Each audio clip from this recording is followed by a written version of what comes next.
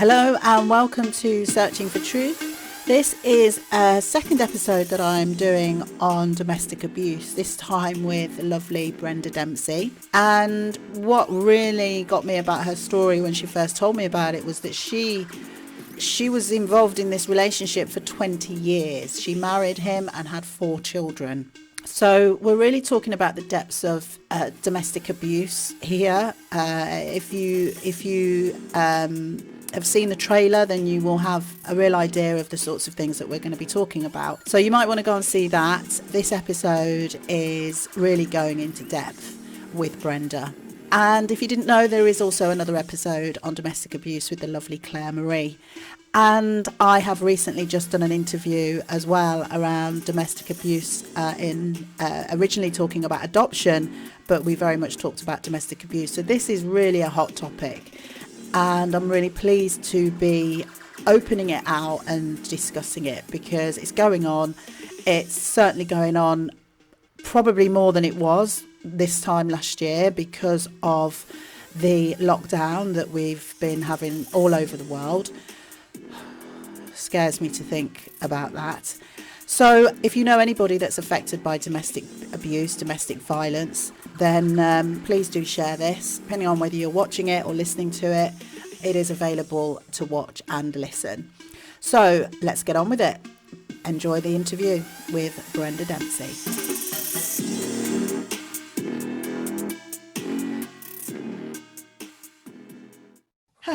Hello. Hello. Okay, so welcome to another episode of Searching for Truth. So on this episode, I've got a lovely lady called Brenda Dempsey with me today. Hello, Brenda. Hi there. Thank you for having me here, Donna. You're welcome. I first found out about you probably about 4 weeks ago. And yeah, it wasn't that long ago. I know, and it seems like for ages as if I've known you because we've been speaking a few times. So yeah. We have indeed. And when I first found out about an event that you were doing regarding your publishing company, and there was an event on Zoom, I saw a little clippet of your story, a bit of a bio about you. And straight away, I was like, oh, I think she could be good for this Searching for Truth. But you can never be sure until you've actually spoken to someone and heard them explain their story. And you did that just earlier this week.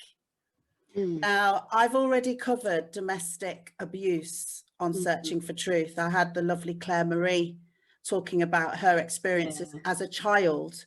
Yeah, I saw a bit of that. Yeah, and also some sort of narcissist abuse as well as an adult herself. And I can make sense of that in a way, because I think there is a cycle. Unless you kind of really do sort some issues out, there's a cycle. So every podcast that I do, I'm keen to kind of keep going with the area. It doesn't just stop with talking to one person. Searching for Truth is about really facing what happened, looking at it and untangling it, if you like, with a different perspective. And I know that that's the benefit that our listeners get and our watchers of the YouTube side of it get. I get as well, because I've experienced domestic violence and abuse. And I also know my guests do as well. So just in case, I've got my tissues. Oh, yeah. I've got mine as well. Have you got your tissues? So, yay. And we've got some beautiful sunshine, natural sunshine coming through to this podcast. So that's always a good start. So, Brenda, what really struck me about your story, what you told me, was your experience of domestic abuse or domestic violence. I'll let you describe how you want to describe it when you talk to me. What really struck me with that was how long it went on for. You went through a lot for a very long period of time. And also with that, just how blooming well you seem to be doing right now. So when did it start for you? I asked this question to Claire Marie, and she actually went back to her childhood. And I wasn't really aware of that. So when did it start for you, Brenda, this domestic abuse? I would say, so I had a happy childhood. I had no abuse in my childhood. So, which is why when I endured, I'm just thinking it now, it's actually, I'm just channeling this as I'm talking to you, the answers just became clear to me. And the fact that I had a happy childhood, we didn't have much. I grew up in a council estate. I had a roof over my head, food in my tummy. That was it, you know, and I had the love of my parents. But those three things are part of Maslow's hierarchy of needs. We need that shelter, that love, you know, the food in our tummy, the roof over our head, warmth. So I had that in abundance as a child, even though it was limited if you look at a bigger picture. But for me, it was in abundance. It was more than enough. And that experience has made me who I am today. And it's who I became as that child that allowed me to endure what I endured for so long. And that's just hit me right now through your question, because I've never voiced that before, and I've never thought of that before. And actually, that's why I'm the strong woman I am today. Plus all the lessons I've learned as part of being in an abusive relationship for the most part of 20 years. So, so it probably started in the dating side of things, but I didn't know it, because what did I know? You know, I knew nothing. I got married at 17, for goodness sakes, you know. You got married at 17? Wow. So what did I know as a 15-year-old when this young, good-looking chap came into the chip shop where I worked and asked for my phone number? And the funny thing was,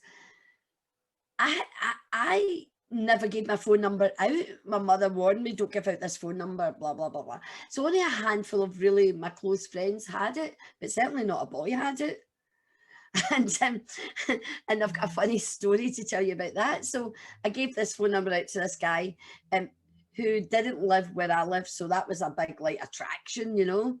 And I think he was doing his hires at that time, because he would have been 18 or had just left school. Can't even remember now. But anyway, so the next day he phones the house. My father was on night shift, and he woke my father up, and he said to him, can I speak to Brenda? And my dad went, Brenda, she's at work, because I'm named after my mother, so my mother's called Brenda as well. And of course, my ex-husband, I nearly said his name there, my ex-husband went, no, she's not at school. And then my father, the penny twigged. Oh, you must be talking about wee Brenda. So my mother was big Brenda and I was wee Brenda. And so that was kind of the whole thing. So I had this whirlwind relationship with this guy. I'm a 15-year-old impressionable girl. Here's a guy, he must have been working. He took me out to the pictures, you know, and it was like, whoa, here's a guy, it's not from Clydebank, you know, damn you. And somebody from Glasgow, so that was really posh. You know, if you came from Glasgow, you were posh, because I was only from Clydebank, you know, I'm a banky. So that was quite funny.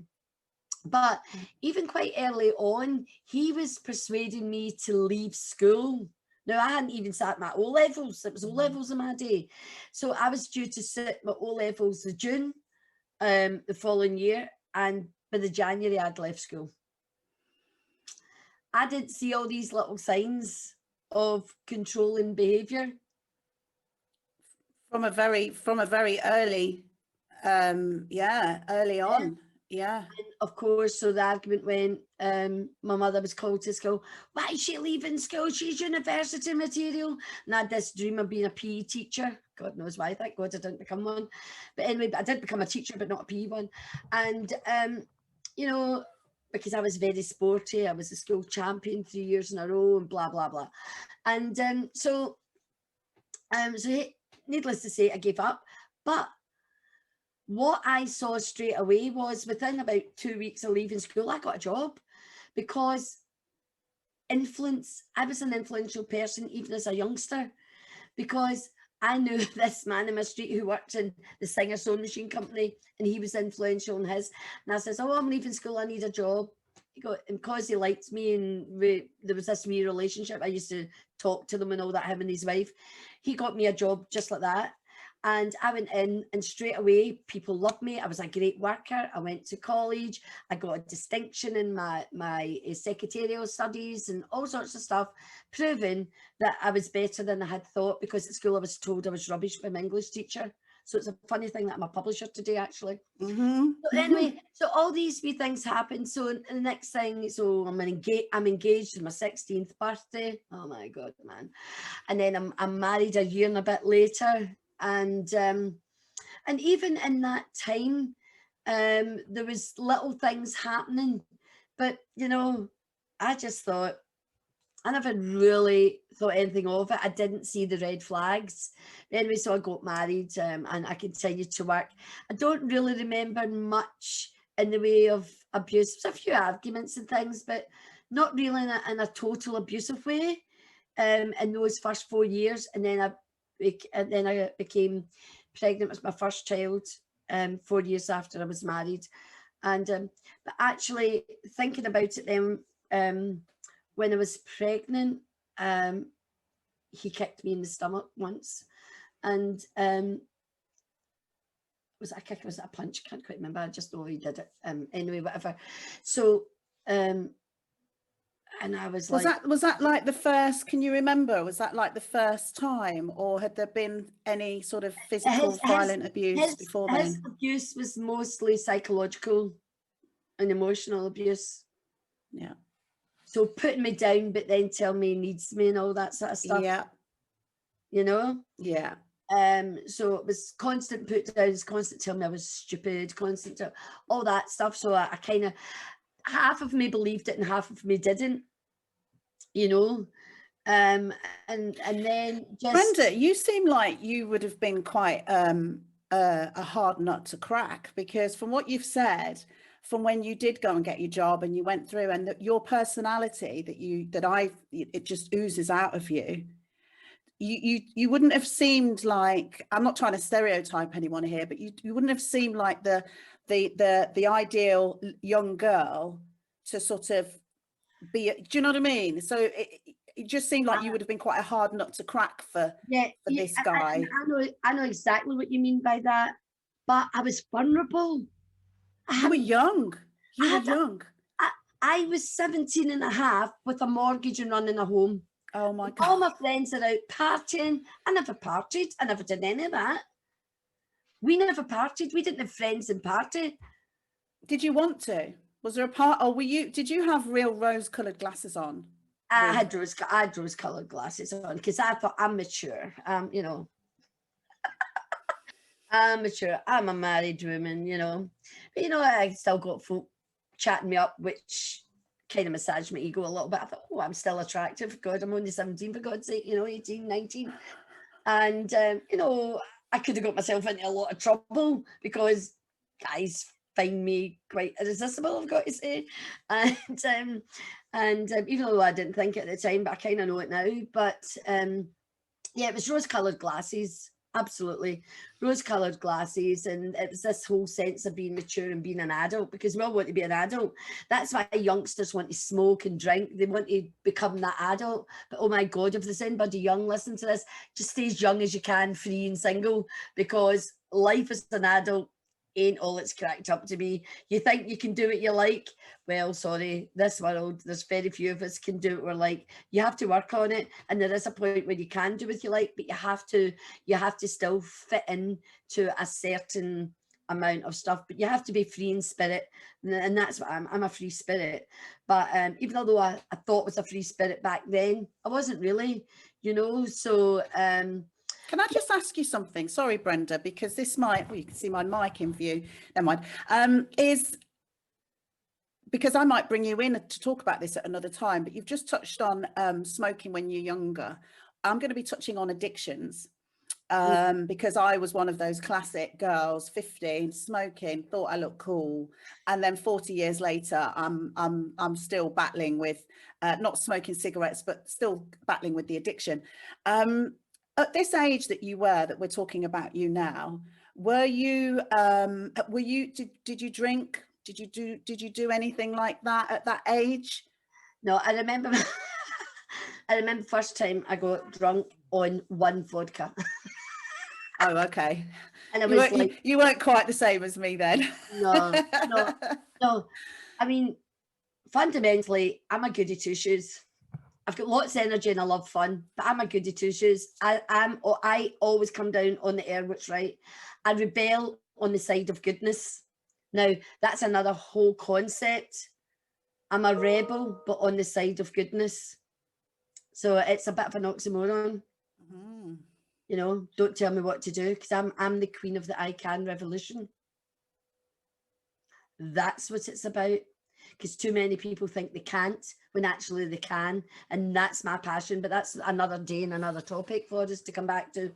Well, I'd love to kind of like touch on some of that towards the end of this interview, Yeah, because I think it will be enlightening to hear absolutely. what you're doing. You know, you are very inspiring, and you're inspiring a lot of people and doing a lot of great things. So I want to work to that, but I'm just really, let's carry on with this journey. So I suppose so we can accept it was rose-colour tinted glasses, but Brenda is a saviour. I was a saviour. So I had this guy, and he was doing all, he was treating me, and I mean, I'm thinking, well, why you've been like that, and and when I go back to being a young mum, so if you're a young mum, I had 2 children within 16 months. So one was a year and 4 months when the other one was born, so still a baby, really, and I remember, as they were growing up, so kids get their toys out and they play. And it used to be my ex-husband would moan if he came in and the place had toys about, so it got to a stage where my kids, like half an hour before I knew he was coming home, right, we need to get the place tied up, let's get it all away, and so that when he came into this like palace kind of idea, nothing out of place. So again, that was another form of control, but I didn't realize it, because I liked a clean, tidy house myself. My kids will tell you I was a clean freak. Do you know what I mean? And probably I was a clean freak. And actually, here's another revelation just coming to me. I probably turned to being a clean freak to get me away from everything else and put my energy into other stuff. Do you know what I mean? Mm-hmm. So my kids will tell you that, but also the kids had to learn to be, but that did impact on me actually when I think back on it now, and how I was with my kids in terms of being tidy and stuff like that. Some folk just seem naturally, they never seem to make a mess, and then there's other folk, it's like blooming chaos, and then there's the people in the middle. I would be in the middle. Mm-hmm. Although by the time I had 4 kids, I think a couple of times I would be in the chaos, because being a young mother of 4 kids. So how old were you when you had four children? I was 28, 29 when I had my last child. So I had 4 kids. So started at 21 and I finished it towards the end of my 20s, 28, I had 4 children. But there was loads of things beginning to happen. And as I say, mainly on the psychological aspect more than the physical in the beginning. But the physical kind of came into it, with physical abuse. I don't even, all sorts of things, involving stairs, involving a bath, involving drugs, like prescription drugs or even paracetamol and stuff like that. Physical, like fist cuff, broken nose. When you say drugs, what do you mean? Well, he was abusing himself as a way of keeping me. Right. So he had self-abuse as well as abusing me. Okay. And I actually know why he is the way he is. yeah, I understand it, and I actually tried to get him help and get him to go and talk to somebody about it and get help. We went to marriage guidance, and even the marriage guidance counsellor, who's meant to be impartial, was trying to say to him, look what you're doing, because he didn't take any responsibility. And practically, although my daughter revealed something to me not that long ago, because when it came to the crux, we can get to that in a minute. He he did not take any responsibility for anything he'd done. It was narcissistic behavior. It was all, she did this, she did that, she did this. You know, so for example, when he's on top of me, I might have got my legs up to kick him off me, and he would go about saying, she's abusing me, she kicked me. Hello? yeah, I yeah, was defending myself, you know. yeah. And the funny thing was, I didn't hit back. You could see a lot of women like going, get the fleeing arm type thing. I wasn't really that kind of person, because I didn't like violence. I didn't like raised voices. I mean, my parents didn't argue very, very little. I don't remember it. There was never any physical in my head. If anything, my mother would raise her voice now and again, So I didn't like raised voices. Ooh, didn't like raised voices. And yet here I was. That was my thing. I would shout because I didn't know what else to do, because I wouldn't hit out. So I shouted out, I mean, because I'm not a violent person. I don't like anything like that at all. But obviously, if someone's on top of you and they're trying to do all sorts of things to you, and you don't want that, and they don't listen, you're going to kick them off. You're going to push them off. You're going to do whatever you can to get them off you. But that's not, So he wouldn't take any responsibility, even for years and years later. Took no responsibility for any part in the breakup of our marriage. There's something that you said earlier about you tried to help him and you went to relate. It seems that be called relating my days, but it was like my yeah. So I've done a lot of work with women with domestic violence. Worked at a refuge, and all of the women that I met and had a relationship with and got to know are the kind-heartedest women I've ever met. That's the thing. And it really became apparent that it's almost like you're a target, right? You want to help.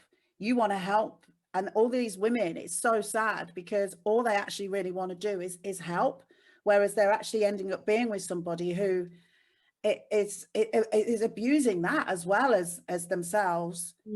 That heart that's so good. Yeah, it's that whole mindset of you're a savior, or I can, you hear it, it's stereotypical actually, of women thinking they can change their man.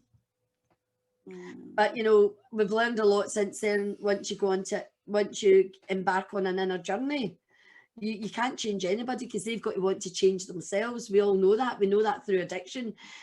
Alcoholics, drug addicts, any form of addiction, they've got to want to change badly enough to make that change in their life, but I was going to say something that will probably come back to me. Sorry, it's popped out my head, but it's very relevant. It's very insightful. It'll come back to me as we talk, I'm sure. But yeah, so being the savior. I'm a young woman. I'm in my late 20s, going into my 30s. And so there was loads of things happening, but it really came to a massive head when I decided, when my youngest was old enough to go to primary school, that I wanted to do something for Brenda. Because I never worked, I was very blessed. I was at home with my kids, but I did a lot of work in the community. I started mother and toddler groups. I worked in a multidisciplinary team as a volunteer, and because I was starting up this mother and toddler group, I worked with the local authority, I worked with education, I worked with social work, I worked with medical. So I was showing all these entrepreneurial traits, even although I'm living this crazy, so it was like I was living a double life, living a double life. But it came to a head when my youngest went to school, and I decided that I was wanting to fulfill a lifelong dream, and that was becoming a teacher, because I love kids. Even to this day, I'm a kid magnet. As soon as kids see me, it's my energy, it's caused my inner child's out, which is to do with having a happy, safe, secure childhood. Um, and which is my energy and my attraction to people. They see it, and it's only in the last couple of years that I've actually acknowledged that that is what my power is. It's that inner child that's out. It's that unconditional love. It's the lack of judgment that children have. We don't judge. Children don't judge you, but they know if they like you or not, because it's the energy and the vibe you give off. You know, we see it. We see it with kids. You see adults, and some adults will be like this, and other adults will be as if they've known them. And children read energy so much because they're not closed yet.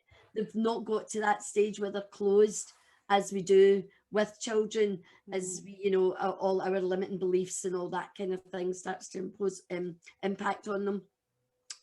But yeah, so it's quite yeah, I kind of forgot So, what I so kind of no, it's fine. So you've got your 4 children by the yeah, I time know what I you're was in telling you your, about. I know what I was saying about yeah. when my youngest went to school.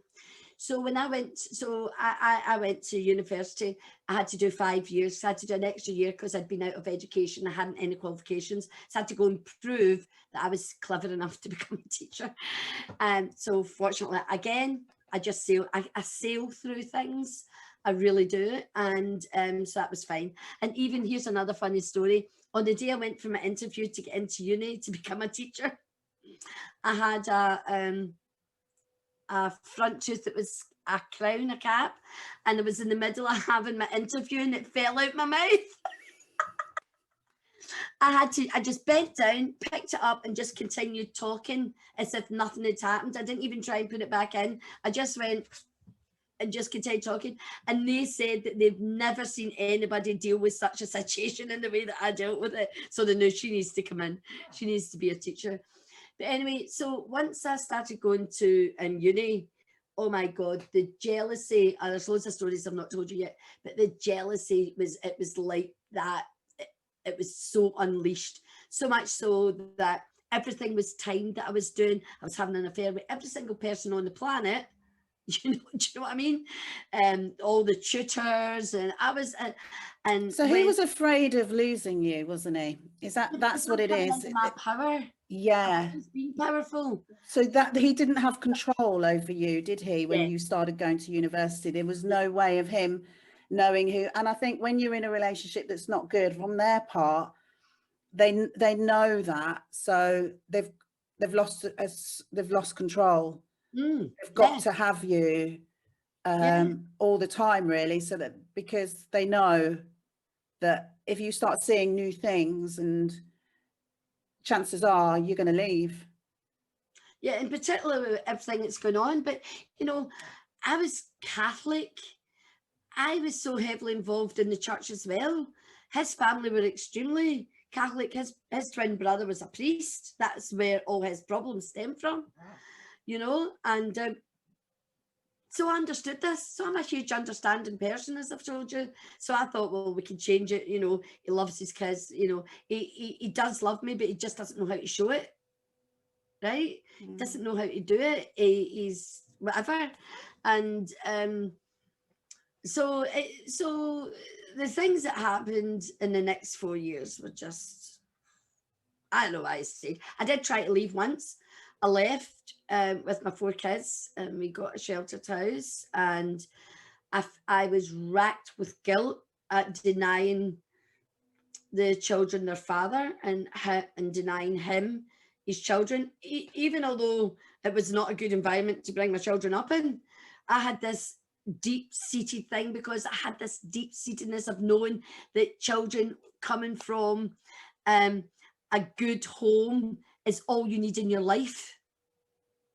You know, So is this what sort of drove you to go that first time? Is that what you mean? Like the children coming from the children's Yeah, that was starting to get to me, and I thought, I can't have this anymore. How did you go? How did you that first time you went? You said you got to a shelter or somewhere. How was that? And can you take us back to that when you were able to actually leave, or was that a hard You know what situation?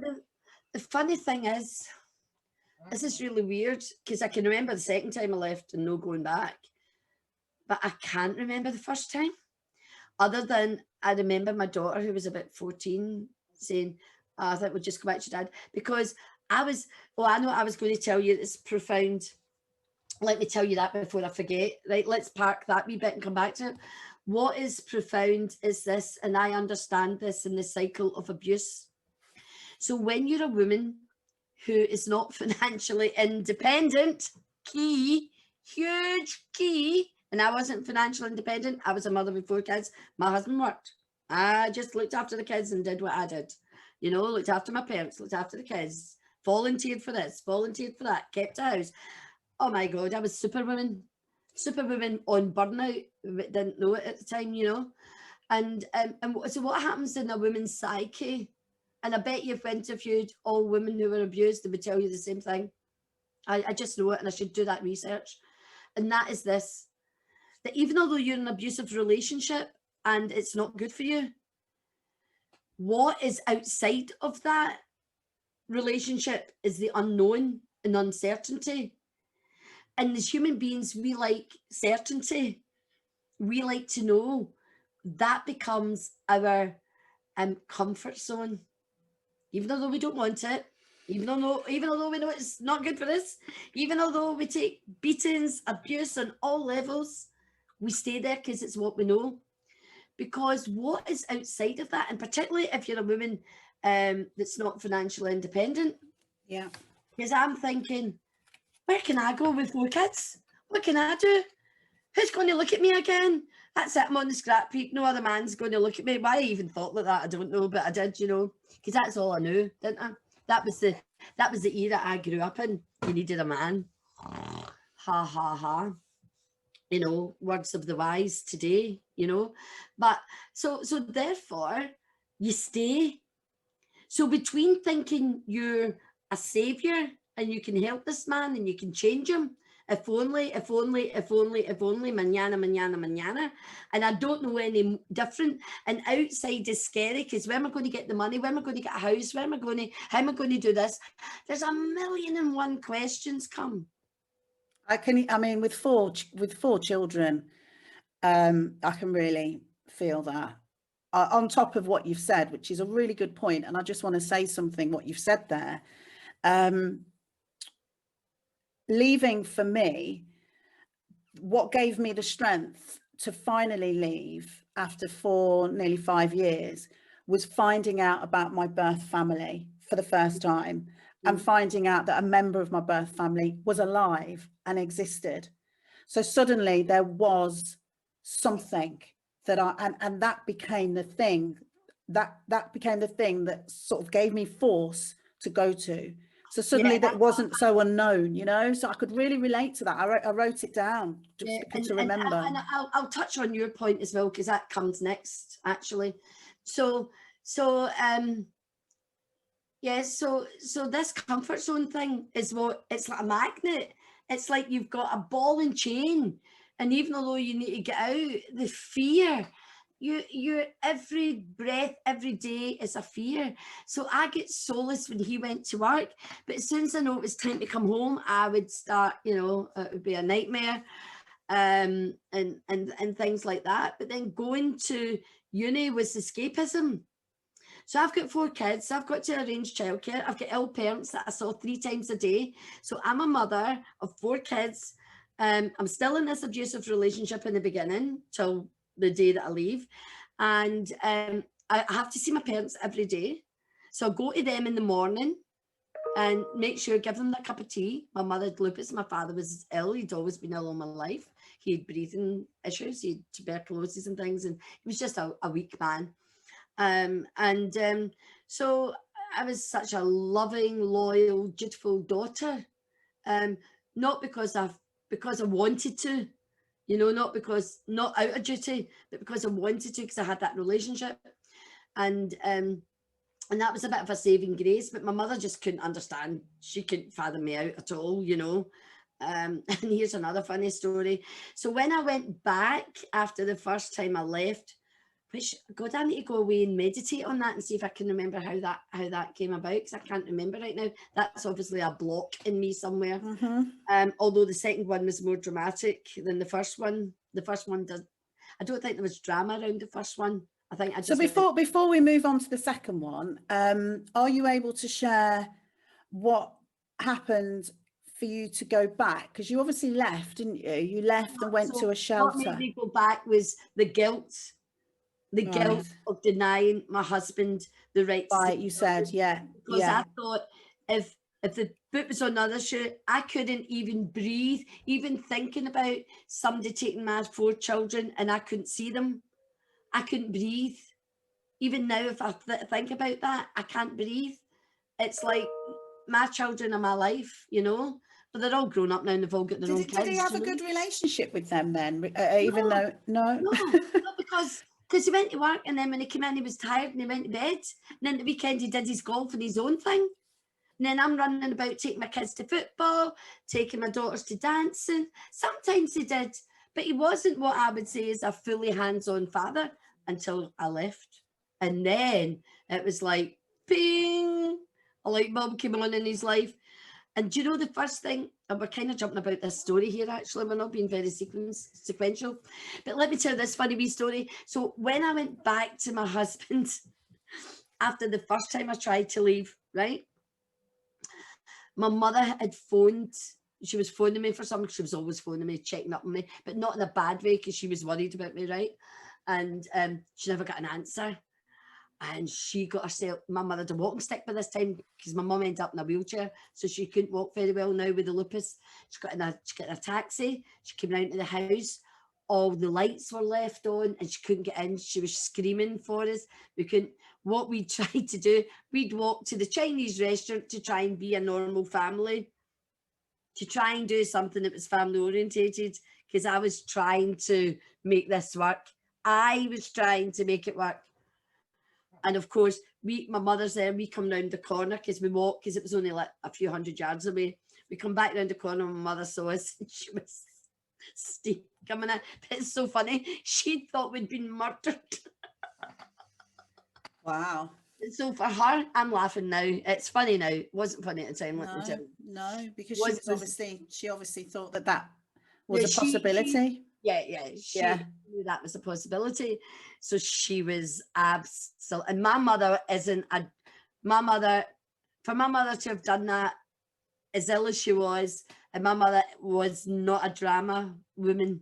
She didn't make any drama. My mother was like hard, no drama, and she just dealt with things, no drama.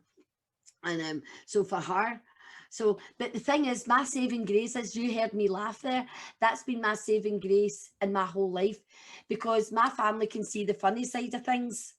So even in adversity, we have to find that release, and we find it through finding the funny side of it. You know the way comedians make light of, they take serious subjects and they can make light of it.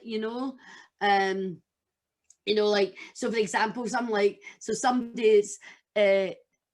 so comedians will say something like, somebody that's dying, they can't breathe and they've smoked and their last breath is give me a drag kind of thing. That's like Western Scottish Glaswegian humour. So Glaswegians are famous for making light of dark situations because it's a release, it's a way of dealing with it.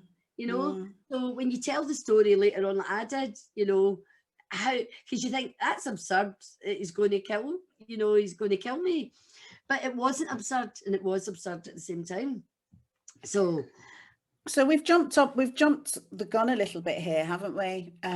Well, because we're at the moment, as far as we're in the middle. We're in the middle now, because you left once, but you did say something which I just wanted to kind of pull you up on, really, because you said, when I tried to leave, because obviously you went back and you said, oh, it was for the children. But it seems as though because you just said, oh, when I tried to leave, almost as if you were, and I know, because I've been there. so many times you go back, you try to leave, and I wonder whether, you know, we make excuses as to at the time as to why we need to go back. You do, You know, absolutely. we make Because we're yeah, going back to that comfort zone because it's like scary. yeah, It's yeah. like bungee jumping for the first time, and you're like this. Oh my god! Oh my god! Have you done that? No, no, no. But oh my god! Oh my god! You know, I can just imagine it. I've got a good imagination, you know, Yeah, and I would imagine that height up. You know, oh, but then you might want to go back and do it again, and then after you've done it a couple of times, you might go, I'm not doing that again. That's yeah, it. I've done it. I've got it out my system. yeah, So it's like that, I suppose. You know, yeah, it's the other thing, the other side of the coin. So I've told you um, it's about being in your comfort zone, but the other side of the coin is the sense of failure and abandonment and letting down and shame and all that. Even although you've done nothing but try and save your skin and try and create a better life because that life's no good. There's all of those very low base negative emotions that that's entrapping you. yeah, yeah. It's having the courage to dare to think better for yourself. But And if you're being attacked mentally, yeah, well, you know, so psychologically, that you know, there's no chance of that, no, really, is there? no. So you've been belittled and humiliated in front of people, through words and language and I'm not good enough, you're not good enough, you yeah, won't, you know. And probably it seems like as well, from what you said earlier, Brenda, like almost like a continuation of what that teacher was saying, you know, at school that you mentioned. It's like a continuation. I know your childhood yeah. was good, but you mentioned that, and then you've then met someone, and it's like a continuation of that Yeah, not good enough, self-doubt, doubt. and I suppose if I go back to my childhood, I said it was happy, and it was. But my mum did tell me to be quiet because obviously I used to sing a lot and talk a lot, obviously, as you can tell.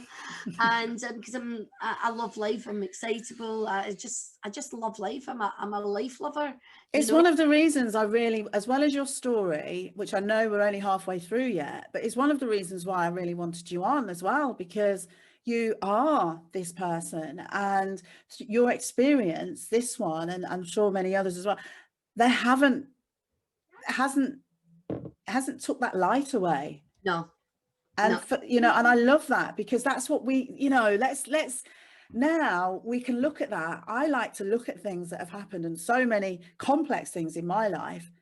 They're gifts, they're and gifts. they're just fantastic gifts. I would, do you know, when I first left education and I'm on my personal development route, although I've always been in personal, but not the way I was once I left education. And it was looking at things, and we're looking at responsibility and taking responsibility for our lives. And I remember I spoke a wee bit around domestic abuse in the beginning because I was telling a bit of my story, and my kids didn't really like it that much. But actually, a lot of parents would go, "Oh, I'm going to keep quiet for that." But my mother used to tell me to be quiet, and I vowed that nobody would tell me to be quiet, particularly once I got out I found my voice again. And I said to my kids who were adults, I said, well, look, this is my story, this is my life, and this happened to me. Now, you might not want to believe it or not, but I don't get into details to embarrass them. But I will say I was an abused woman. But I've got one daughter, she doesn't even like me mentioning the fact that I was abused. She's 40, she'll be 40 this year. And now I just say to her, well, Jana, you need to go and deal with that because it's my story and I will say that. And I will not hide that. And I don't think it's right that anybody should hide their story or have their voice quietened because of somebody else, because it's their perception and it's their shit that they need to deal with. Excuse my language. Do you think is that because it's her father? Yes, Yeah. absolutely. She wants to think of her father as this figure, but my kids know better because they've had to live. And so since when I left, and there was all the turmoil and things, but laterally in the last few years, he is one blessed man that he's got kids that look after him the way that they do. And the funny thing is, the funny thing is about that Mum is strong and resilient and does all her own stuff. Guess who gets all the attention? The father who's done all the damage, and I'm left like, where's my phone call? You know, lash Well, out. I wanted, this is when you told me that you do have a pretty good relationship with him now, Oh don't yeah, you? yeah. I mean, I cannot imagine. And I know there may be still some things I need to sort out from in myself. And I'm, it's Oh an yeah, ongoing journey. So I'm completely open to that. And I think through searching for yeah. truth, I might get there. But as it Well, stands at the you just moment, need to speak to me. yeah, as it stands at the moment, I couldn't think of anything worse than really spending too much any really more. I've seen him recently, because it turns out that the abuser for me is actually a very good friend of my birth family, which I found when I left him and how I got away from him. So there's always going to be this connection, but I can't think of That's it. anything worse than seeing too much of him. Well, Just because, and I guess that's me. I've got to, because I've still got maybe buried emotions there that haven't been dealt with. I don't know, that's but the right. thought of You seeing have, him, you have. yeah. So now this is easy to say, but it is absolutely excruciatingly hard to do. And this is the bottom line, because I'm about truth. All my work's around the voice, voices of courage, voices of hope, awaken your voice, voice and pain. Everything's around voice. And for me, the voice equals truth. But the truth is only spoken in love. It's not spoken in judgment, blame, shame, like you see politicians do. There's none of that. The bottom line is your happiness, your success, and everything you want out of life is about you. It's the inner journey. Now, unless you listen, read, and take on board from people who've been that path, you have to go inward. And one of the first things, and I didn't learn this straight away, I've learned this over time, but I'm a wise woman now. And what you have to do is, number one, is forgive yourself. And how can you forgive yourself? And this is what I was going to tell you a wee minute ago. I remember speaking about it one time, and I said, I am responsible for what happened to me in that relationship. And folk were going, how can you be responsible for somebody hitting you? How can you be responsible? Because I allowed it. I stayed. I stayed and said, it's okay to belittle me. It's okay to push me about. It's okay to break my bones. It's okay to do whatever. It's okay. And when we stay, we are giving permission to the abuser that it's okay, because we've got no boundary, because we've got no self-worth. Our self-esteem is on the floor. I think for me, sorry to interrupt you there, but I've got a lot of things going through me now. Sorry, yeah. No, it's good. It's good. That's what this is. This This will is bring good. this out for you. Yeah,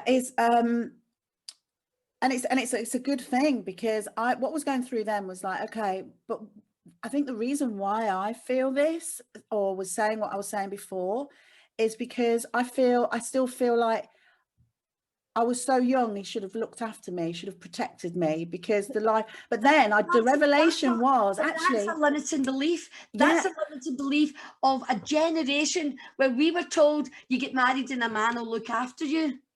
But what I was going to say was actually, looking at my life now and the wonderful husband that I've got and the life that I've got, I should really work on that feeling, because without that whole experience, do you know what I mean? It's like, again, it's a gift, because I experienced something that I Yes. vowed I would never go through again.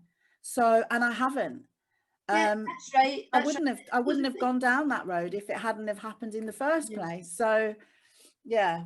But the journey is full of epiphanies, and I love that word because I'm an epiphany child. I was born on the 6th of January.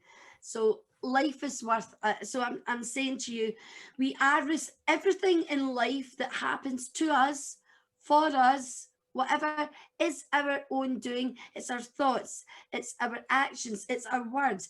We are responsible because we do not put in boundaries. Now, women's view is changing, but yes, there's still women today, there's still teenagers getting abused, getting into relationships. But it's up to us to educate them, to tell them that that is not acceptable. And if someone does that to you, that is not what love looks like. And the only way you know what love looks like is by going inward. You have to heal. You have to forgive yourself for any misgivings, for allowing yourself to be battered and bruised, for whatever it is you need to See, heal. I know that, and a lot of people know this, but You when know you're it, like but they don't do it. 16, 15, 16 years old, Brenda, you are so far removed from that. I mean, I think nowadays It's younger not, children have got mentors, so they're kind of already sorry, on that road. But sorry. So the whole thing is all this revelation that comes to us through time. It's our duty then to go and educate these kids yeah, and these young women and boys, because it happens to.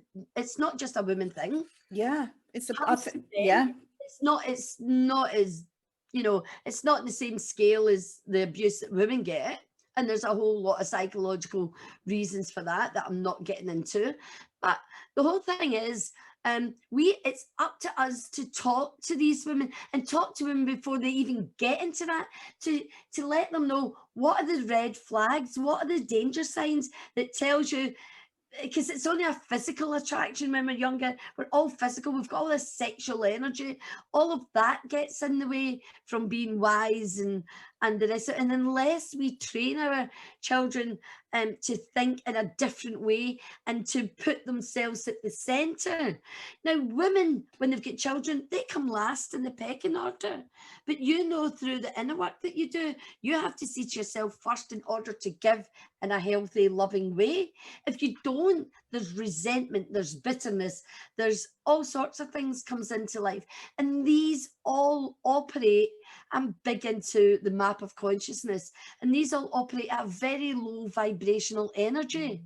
So until we change our own energy and raise our own self-esteem, self-worth, then how can we help others? We can't. you've just the thing is, though, so when I'm listening to you, you're inspiring me so much, and I have to settle down. I'm gonna get into, I just, oh my God, I've got to get into schools and talk to them.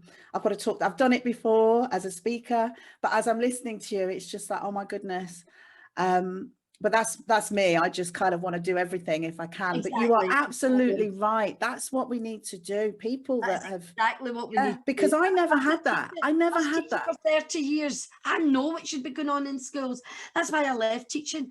Now, I want to be a teacher since I was a 6-year-old. And yet I left teaching to work mainly with women, although I work with men as well, but mainly with women, to show women that they can have their brilliance revealed. We are brilliant human beings. We are genius. We are gifted. We are just absolute pure love, joy, light, ecstasy. And yet we don't live in that. So I'm getting emotional now because that is my purpose. Not to have this happen to other people, and to show that you can do whatever you want. That's the I Can revolution. But you have to connect with your heart and your soul. We live in a world that comes from here in our head and thought. No, think with your heart and feel with your soul. Let that be the brain that guides you on your path and your light, that tells you you're worthy of more than this. Yeah, and I'm really feeling that, and I feel like we can go full circle with this, because if we can just what you've said there, for the younger young adults, teenagers into young adults, but also there's a real gift in what you're saying for those older women and men, like you say, that are either going through it or still are feeling not quite whole because of it happening.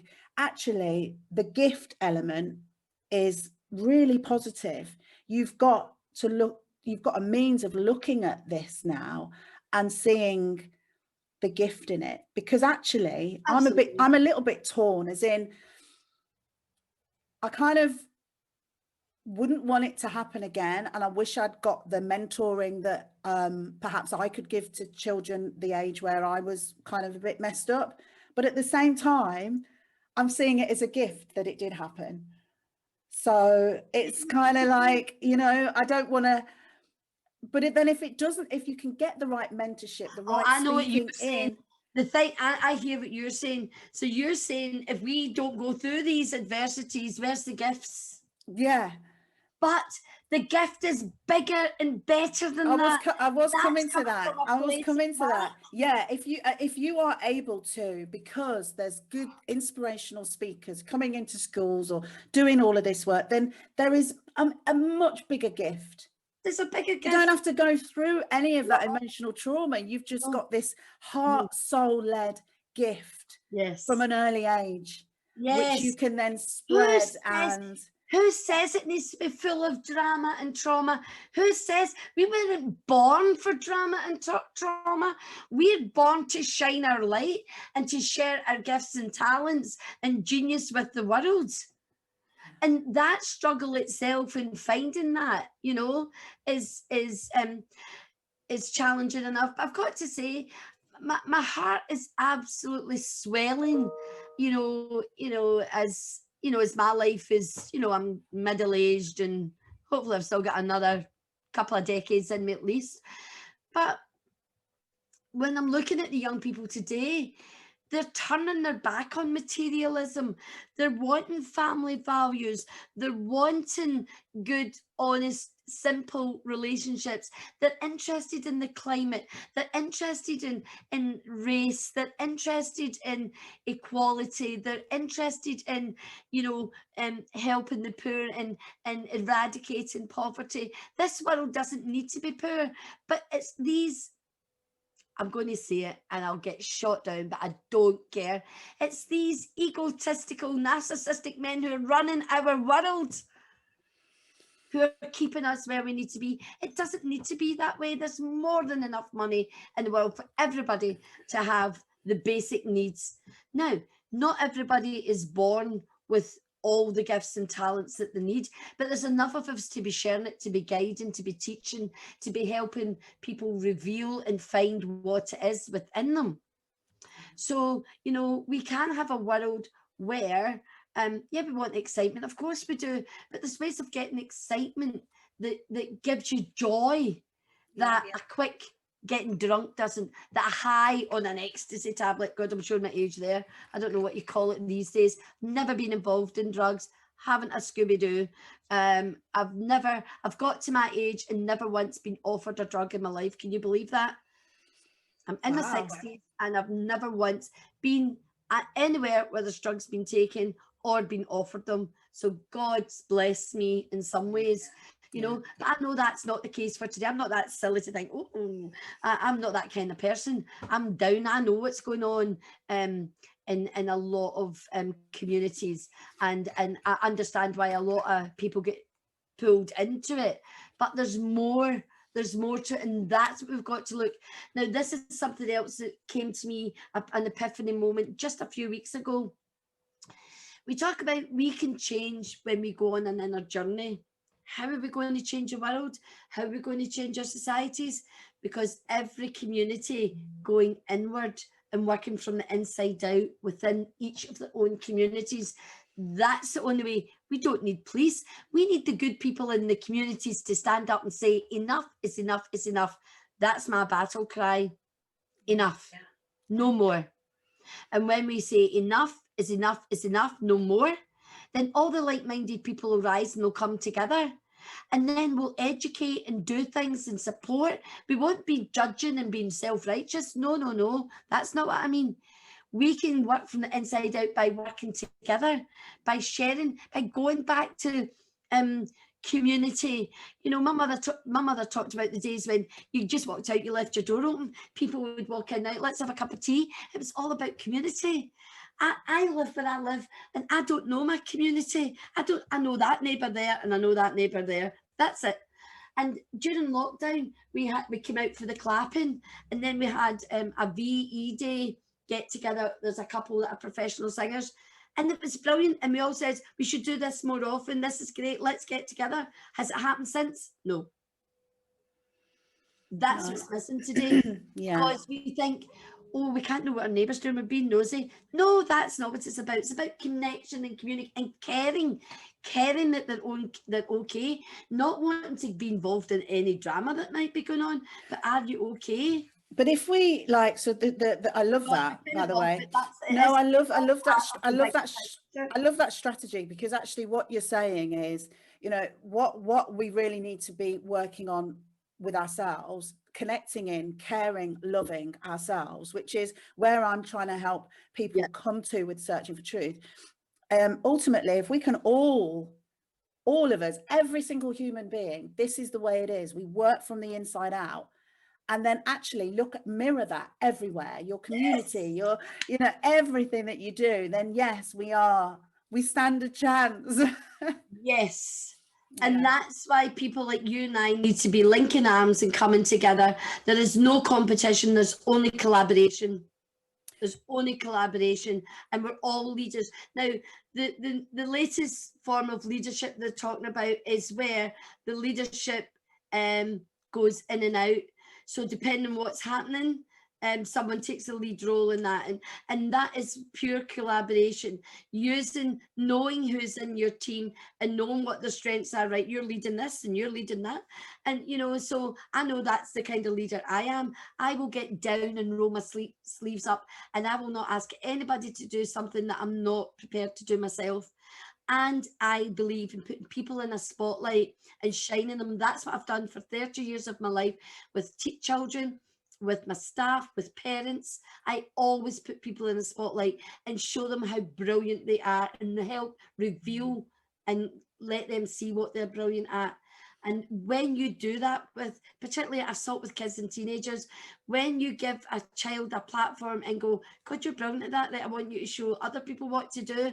Okay, they might be shy or whatever, but see, when knowing that they've found something that they're brilliant at and that they can show somebody else, oh my God, they rise up. Well, I may bring you in again to talk more about this, because this is definitely something that yeah, I can feel is really important. And what came to mind was ego.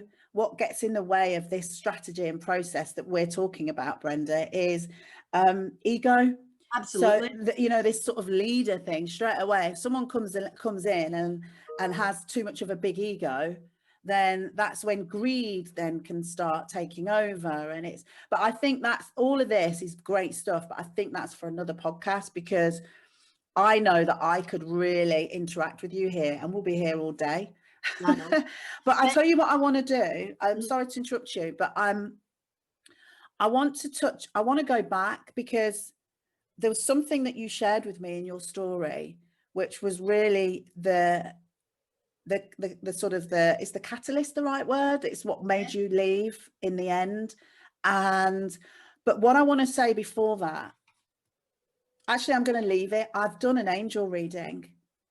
I was shuffling the cards when you were talking, and I chose the moment to sort of show them. that'll be Yeah, no, it's really powerful. But I think I'm gonna leave this until after towards the end now. So I want you okay. to, yeah, because it's going to fit nicely, I think, at the end. But is there any way you can? I know we've kind of gone a bit all over the place here, but is there any way you can kind of lead into now, from where we left off within your marriage? You'd left twice. Well, You yes, remember the I second left time. once, went back, and then I left and never went back. So the second time you left and you never went back. So can you share for the listeners and watchers what happened? So I was in my third year at university, so I'd done 4 years of training so far, and I'd been, I mean, that would be about a 10-hour show, talking about all that time. But what happened was, so I chose geography and conservation as one of my specialist subjects, because I was big into conservation. You know, it was becoming a big thing back in the 90s. And so part of that meant I had to go to the Netherlands to look at the reclamation of the land from the sea. And my husband had gone away on business to Ireland, and he didn't come back. And I am, on the day I'm supposed to be on a bus going to Ireland on a ferry, he never turned up. And I kept saying, you need to come home, I've got to go.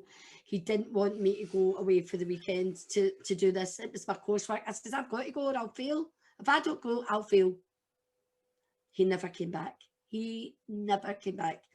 And at the 11th hour, literally, I had to phone my sister and say, can you need to come and watch my kids for the next 3 days? Because I've got to go to Netherlands.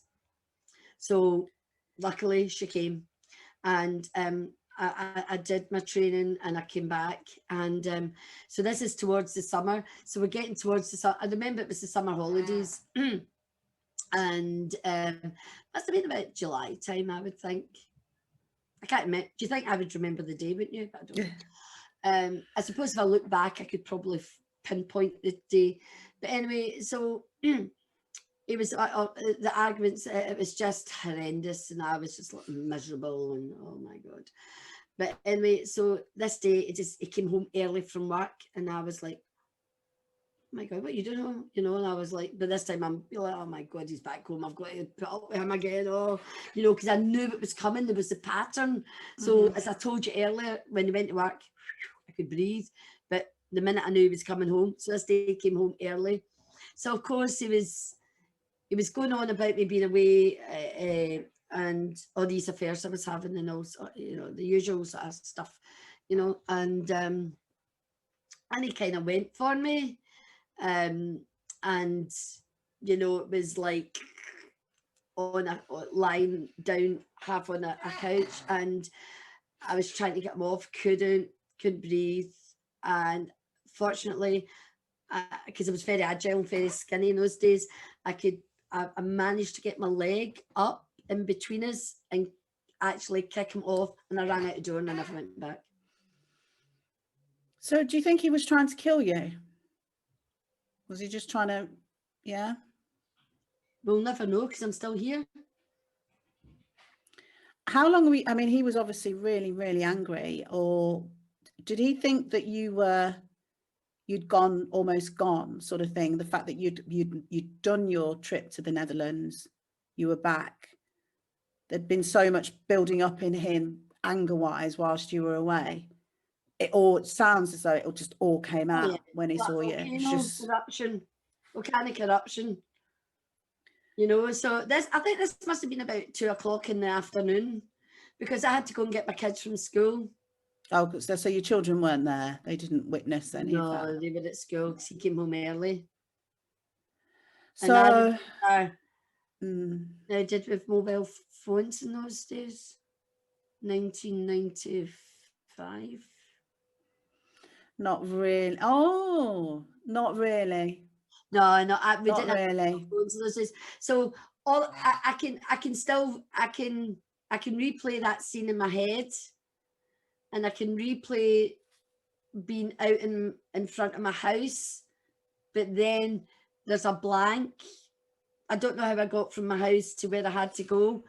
I must have ran to maybe I went to my mum's, or I've got a friend, but she didn't. Where did she live at that time?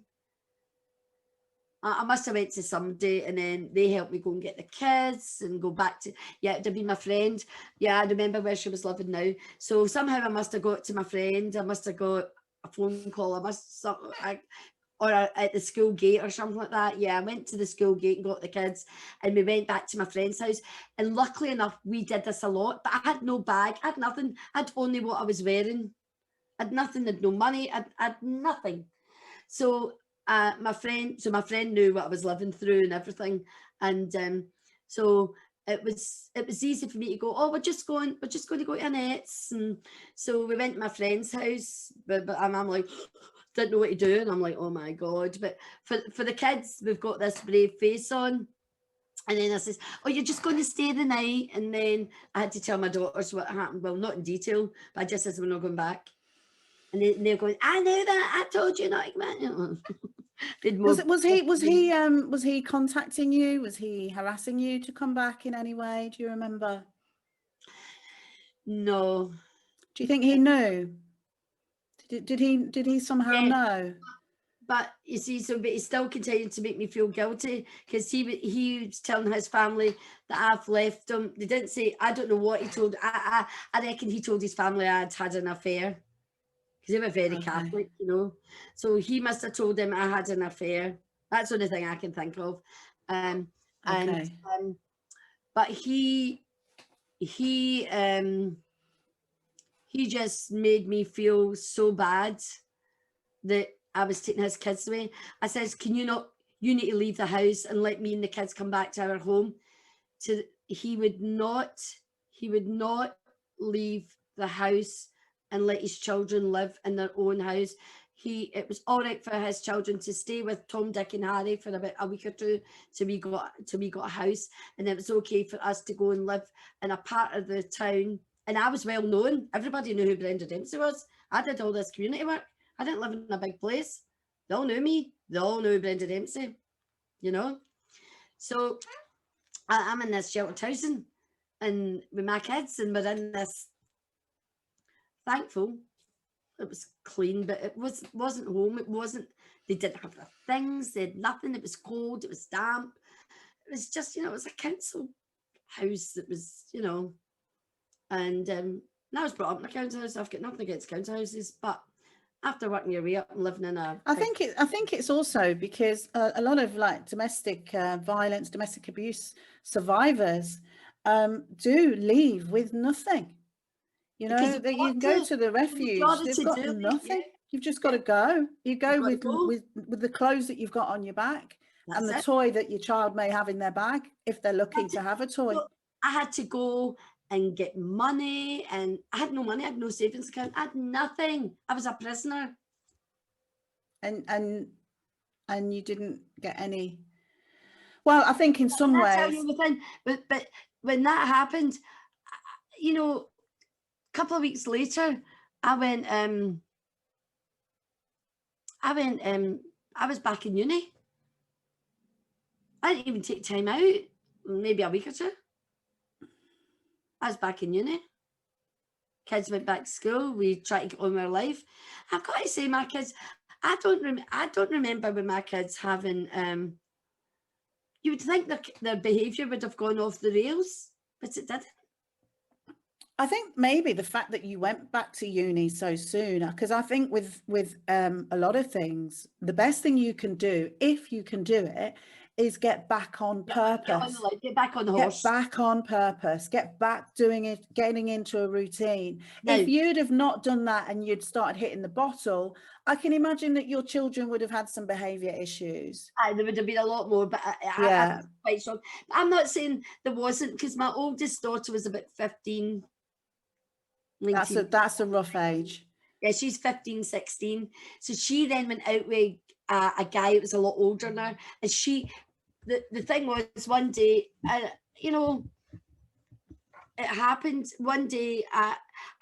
Mistake I made, I expected her to behave like an adult, and she's 16.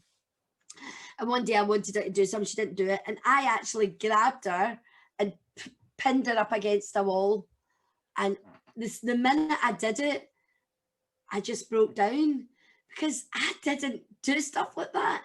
I was so out of my depth with trying to be Superwoman and pretend that life was normal. Yeah. And my daughter left and went and lived with her father. Can you imagine? That still haunts me a bit, actually. She left me to go and live with her father. And how did that work out for her? I don't know, you need to ask her. She got engaged young, that broke off. Then she married somebody, and that's not worked out. And is this the one as well that doesn't like you to mention or to talk? No, this is okay. No. Wow. She knows. But it's like everything else. There's so much power in this story, Brenda, for others to hear, because it wasn't the first time you tried to leave, but you did leave, and you left with nothing. I mean, it's quite typical, really. You're that side of it, leaving with nothing. But I think it's brilliant that your kids didn't really obviously get any major emotional behavior issues with that. No. I think that's obviously testament to you as a mother. you know, superwoman, probably cracking up inside, really. Oh yeah, when Yeah, I was on my own, I would cry, you know, but yeah, the rest of the world, you know, I'm yeah. a Brenda, superwoman. Folk go, how do you do it? And I go, well, you've just got to. I Just mean, I get on wasn't with it. fine all the time, but I'm a just get on with it kind of girl, you know. You know, even, you know, so it's about saying finding the humour and finding the everything's got a silver lining and everything's positive.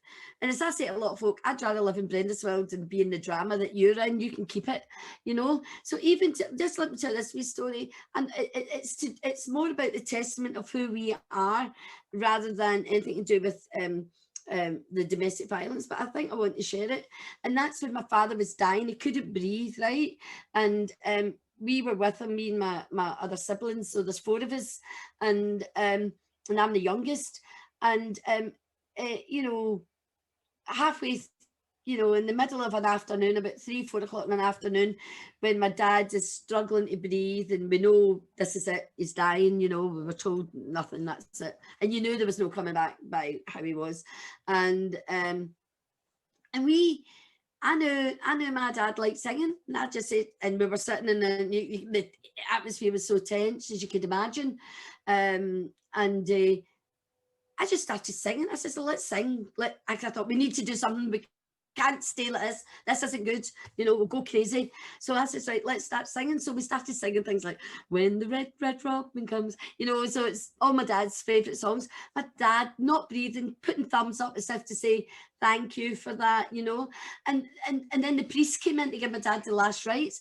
But the point I'm making here is that even the most dire situations, you've got to find hope. You've got to find a spark. You've got to find something that lightens the moment, even if it's only for even if it's only for a short time, because that was only a short time. That might have been, I don't know, 10, 15 minutes worth.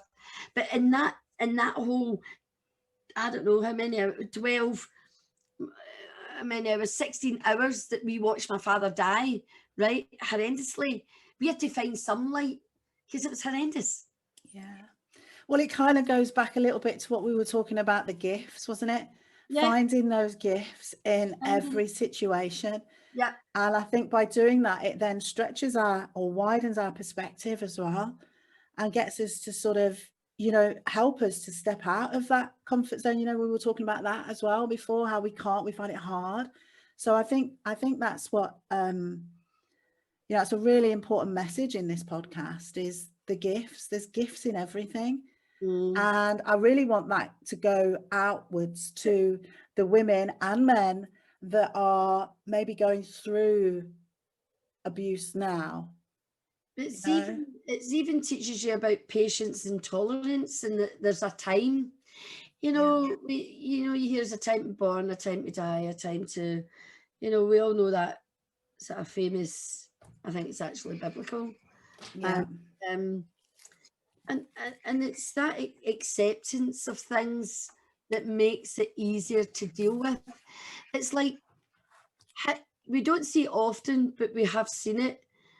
We've seen when someone's lost their child, not just to terrible diseases like cancer and, you know, genetical diseases, but to children who've been murdered. You've seen, I can remember a few parents, don't ask me their names now, but I can remember it on the news, where a parent say, I forgive that person. And that's the point I was trying to make earlier on. And I think like we're trying to put too much in here, is that when you can forgive, you free, it's liberation. It's when we hold on to things like you said about my husband. We never finished that story about sharing Christmas and spending time with him and doing all these things. Because if I didn't forgive my husband, I would not be Brenda Dempsey today. And I wouldn't be doing all the good work that I do. And I wouldn't be able to inspire other people. But through the forgiveness of his wrongdoing, you've got to forgive yourself first, then forgive the people who've done the wrongdoing. Because when you don't forgive them, your days are filled with bitterness, hatred, shame, grief. You're filled with all that energy. How the heck can you change your life if every day you wake up, I'll never forgive him. He stole my last Rolo. Do you know what I mean? People don't forgive people for minor things. Yeah. What It's going on. It's going on so much, and I think a lot of it is people. They're just attached to the anger. They're attached to the pain. They can't let it go. Yeah, the key is letting it go. I talk about surrender, Yeah, accept, and let go in that order. To surrender what is, to accept it's part of the journey, and then to let it go and rise. I love that. And I think that's a perfect time to share this reading. So it doesn't surprise me. I think there's a signature card here that comes up with Searching for Truth a lot. And it's come up again, and it is the essence of love. It's come up in so many of these podcasts, and I search them. I do shuffle them quite thoroughly and cut them 3 times. It's not, you know, they're not just on the top every time, but the overall card. And we've started this podcast with this, talking about your age. The overall card and the message, I think, really is for the younger people here, so we can try and do something, is young love. Yeah. Faith came out as well. I mean, I'd like faith to really go out to listeners that are perhaps going through this now. Like, have faith that you can, and that you can get out of this. And there is a reason, there's a gift in this. There is a gift in everything, isn't there, Brenda? The thing is, you've got to remember as well, nothing lasts forever. Nothing is permanent. I talked about this last night at my mindfulness class. Nothing is permanent. Nothing, everything. But it feels like it is. It's like, what's going on? This is never going to change. And I think that's why some people end their lives, because they actually feel that everything is this bad forever. Yeah. And that's another topic.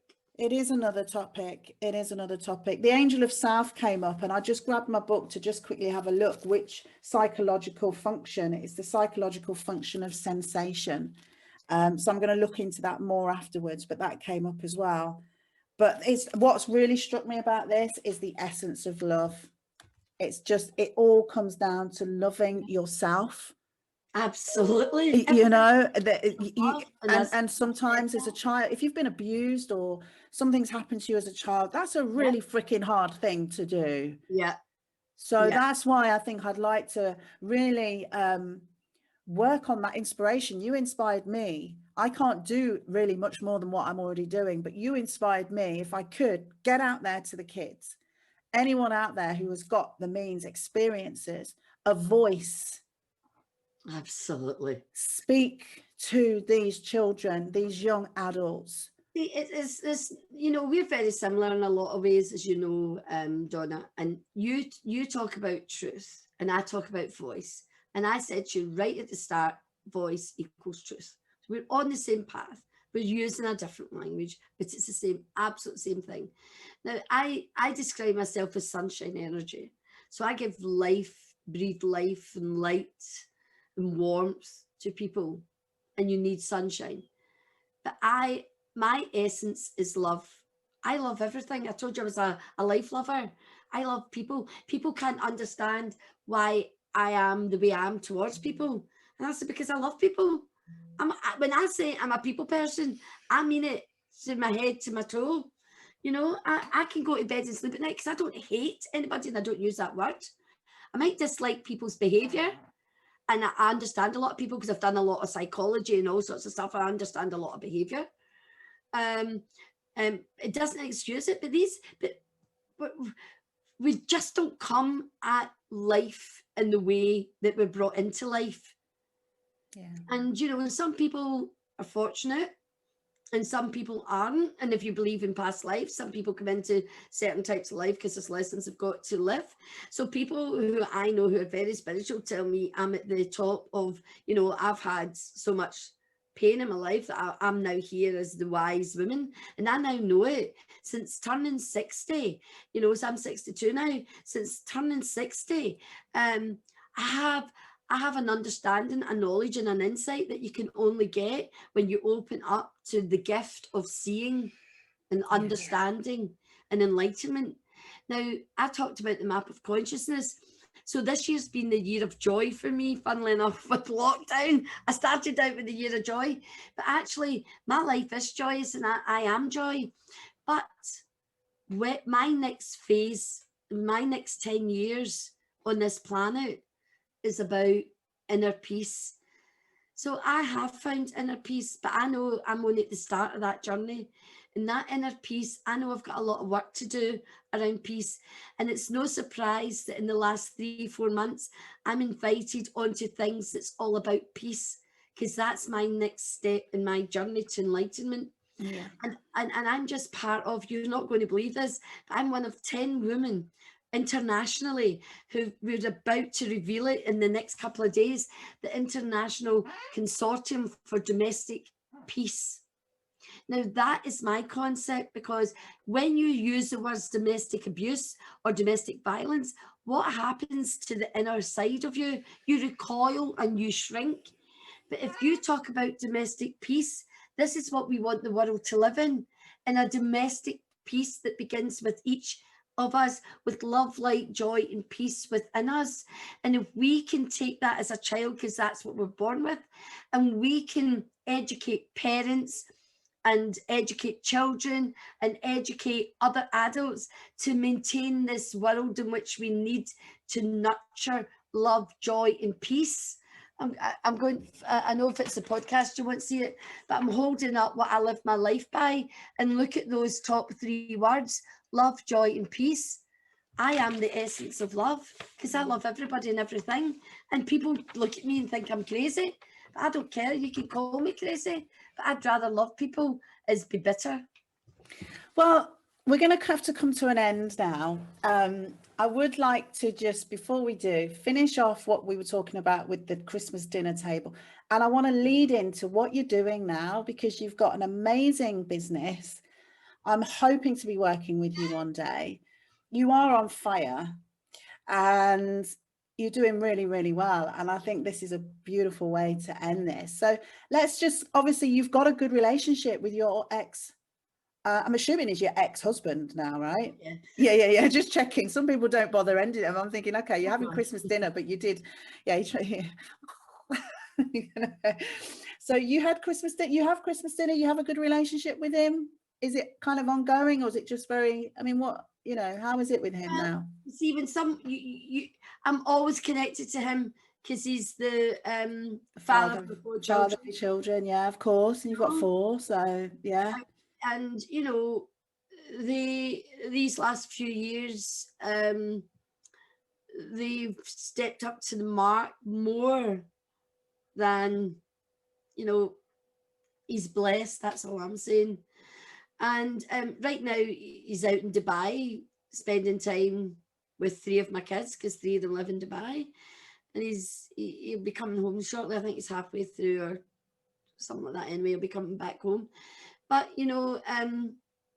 yes, I talked to him. I asked how he is. He's had a lot of health issues this last 18 months, 2 years. He nearly died. My son had to give him CPR, and it's just, the Do you drama.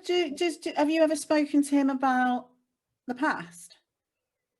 What happened? I did earlier on, but no. But the story my daughter told me, because I said to her not that long ago, I said to her, this is my oldest daughter.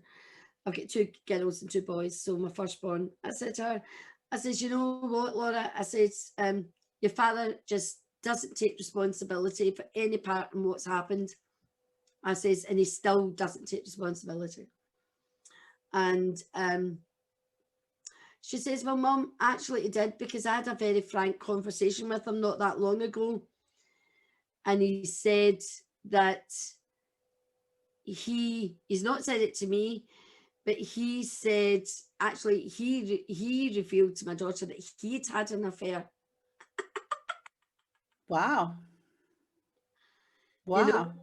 which I found out about because by that time we were on phones and he'd left all the pictures on the phone, or I won't even go into them. So I kind of knew something was going on, but I didn't care. It's one of the common things, especially when your partner is extremely jealous about you doing it. It's usually because they are actually doing the same Well, thing. well, we know that everything's a reflection. So when you're angry, it's because if you shout and scream at somebody else, it's because, and you're blaming them and stuff, it's because there's something in you that needs to be healed. Yeah. Everything we feel is a reflection of what's going on inside us. But of course, it's back to that responsibility. You must take responsibility, because if you don't, you reflect it back and blame somebody else. And blame and guilt is at the very bottom of, it doesn't even vibrate at 20, and enlightenment vibrates at the light energy of 700 to 1000. I So love that. Every time I speak to you, I'm learning so much more about the vibration and frequency of words. It's brilliant. oh, Anyone would think that you were a publisher, Brenda. I am a publisher. So the whole thing about voice, I got into writing when I left. Obviously, I was writing a lot as a teacher. I was expert in writing all these complicated reports to lawyers, psychologists, all the rest of it around special needs. And I got into, somebody asked me, did I want to be an author? I went, I don't want to be an author. What do I want to write for? Because I'd been told I couldn't write, you see. So, although I knew I could write, but I'm not a gifted writer. I'm not a gifted writer, but I know how to make my writing very, very good, but I'm not gifted. I'm gifted with words in a lot of ways, but I'm not a gifted writer. That's two different things. But then I thought about it, Brenda, an author. I'm going to be a business, being an author and being in business. Well, that sounds quite interesting. So I wrote 3 or 4 pages in this book. Then I got offered another one about a year later on leadership. Well, I was big on leadership because I'm a leader, and so I wanted to talk about holistic leadership, and then a few other books. Then I decided to write my own book called Voices of Courage.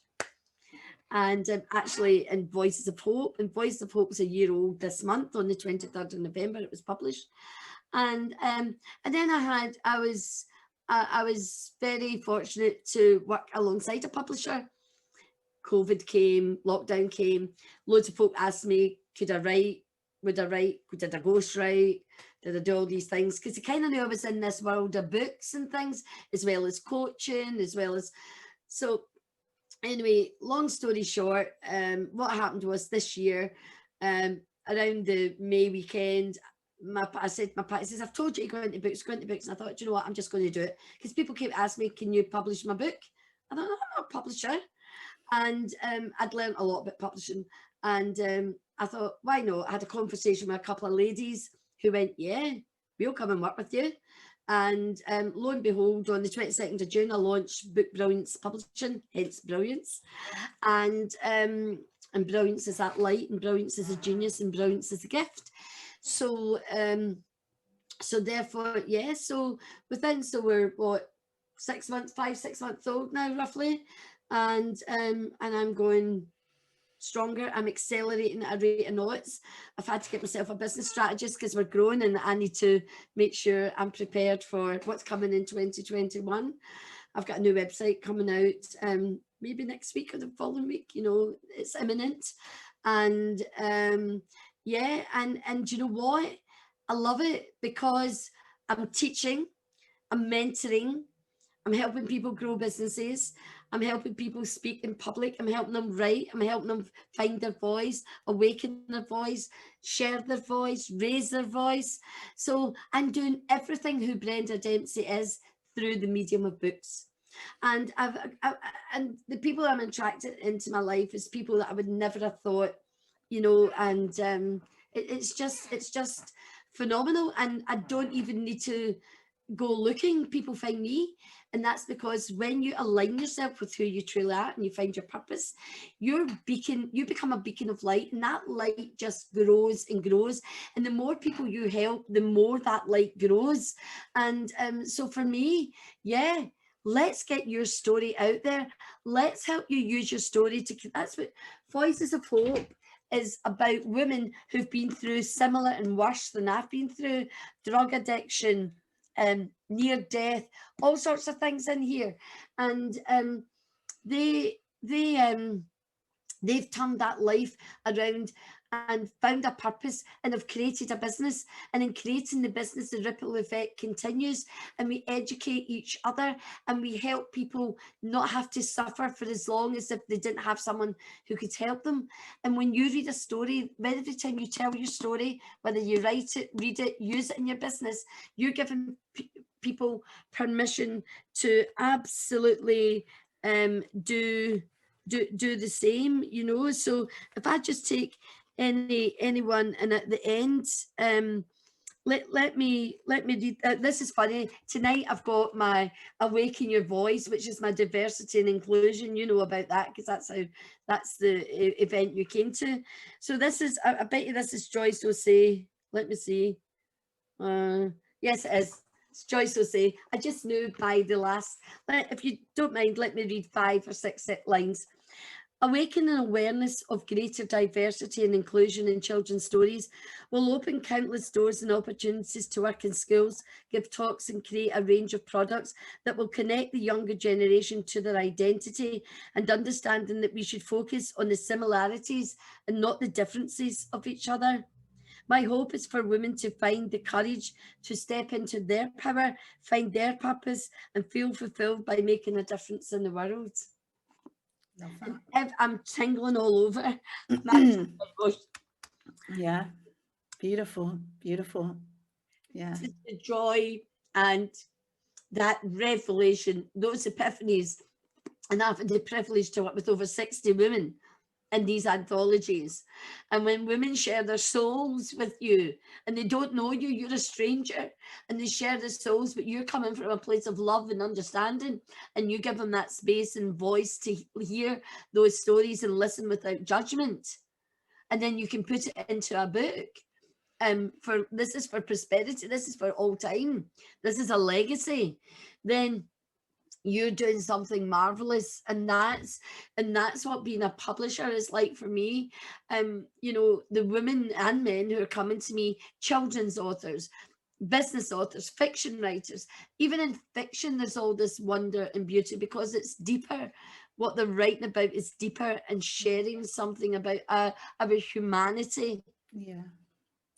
It is so obvious that you are doing what you are, or you're loving what you're doing. And it's so obvious to me that you are exactly where you're supposed to be.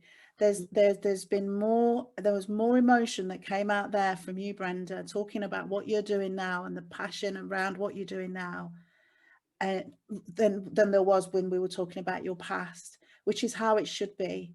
You Absolutely. know, I still get a little bit emotional when I talk about my past, but I know I'm still working through it. No, I know it's okay. But I'm that's okay.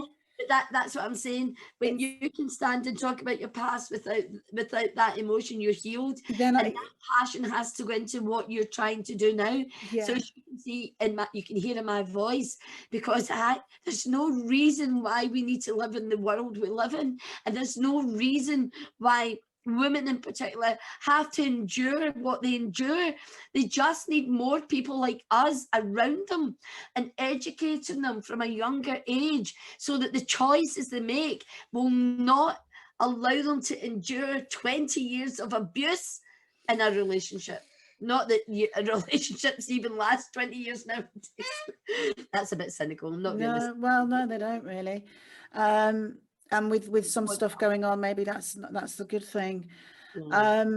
Wow, I was kind of really, and you know, beaming at one point when you were talking there, Brenda, because it is so powerful. This whole, whether it write it, speak it, sing it, rap it, Dance it, it's draw it. dance it, whatever. It is so powerful to face it and get it out, and then Yeah, and then it's there in one form or another. I remember when I started speaking, it was, that was the start for me.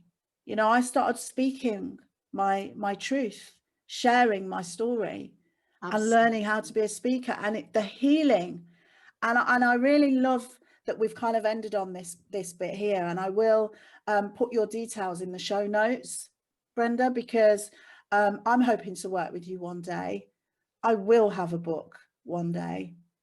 I know I Will be will. You published know I by will. Book Brilliant Yeah, Success. and Book Brilliant Publishing, sorry. yeah, and I know your website's coming as well, so we can always add to the show notes and stuff. But I'm really pleased that you got that across, your business across, because you've been through so much, but you are now really. We didn't even touch on the fact that I've got a charity for homeless women. No, we didn't. Do you want to mention that? No, we can have that another time. Did you say a charity for homeless women? Yeah, so but homeless and vulnerable women, so that includes domestic violence. Well, what we will do, but I'm reshaping that for next year. But I mean, it is something that we can always just put a link to as and when you have something that we can share in the show notes. Yeah. But you know, really, that's brilliant. The fact that and I think that's when you've experienced it and you have these gifts of experience, you know the importance of it. You want to give back, and I'm doing that in as many ways as I can. And you're doing the same. Absolutely. Yeah. Oh, Brenda, thank you. That's I can't believe we spoke all that time.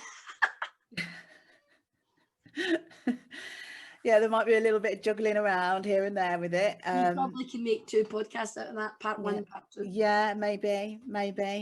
I'm going to do an official goodbye though, and then we'll talk a bit afterwards. So, Brenda, yeah, thank you so much. And I've got a feeling from some of the notes I've written that I'd like to have you back, talking about inner child work, talking about addictions, and yeah, the whole kind of voice to pen as well. So it's been an absolute pleasure having you, and I'm sure I'll have you back. Thank you, Brenda. A pleasure sharing my story. Thank you. Good. So that was the interview with Brenda Dempsey. Just finished it, and yeah, beautiful. I hope you got something out of it. I'm absolutely such a beautiful feeling around the fact that essence of love keeps coming up. For me, that really says a lot about the journey that I'm on with searching for truth and awakening the inner you. Because once you start searching, you start awakening. And when that starts happening, you realize that actually everything comes back to love. So I'm really loving that. And another card that's coming up a lot in the podcasts is the angel of faith.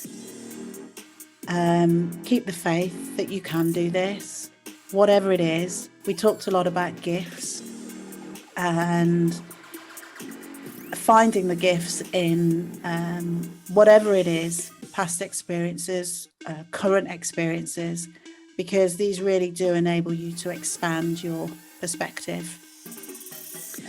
I really hope you've enjoyed this podcast. It's also on a video. If you didn't know that, if you're watching a video, it's also as a podcast, and on pretty much all the podcast platforms as well. So you can find all the links below wherever you're seeing or watching this. But from me to you, thank you so much for tuning in, and I look forward to sharing with you whatever I share next time on Searching for Truth. Take care. Bye-bye.